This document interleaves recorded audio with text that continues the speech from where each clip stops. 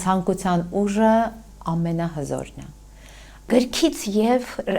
երաժշտությունից բացի երևի ոչինչ այդ աստիճանի երևակայություն չի զարգացել։ Ամենասարսափելի բանը, որ կատարվում է դպրոցներում, այդ ադապտացված տեքստերը։ Տեքստ կարդալուց դու ինքդ ես պատկերներ ստեղծում։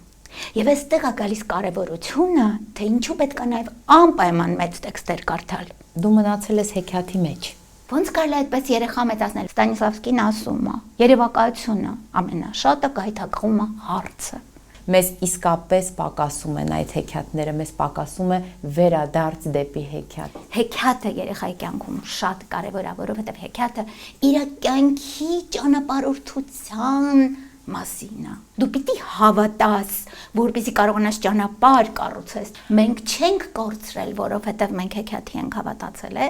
Մենք կորցրել ենք, որովհետև մենք բավականաչափ չենք հավատացել։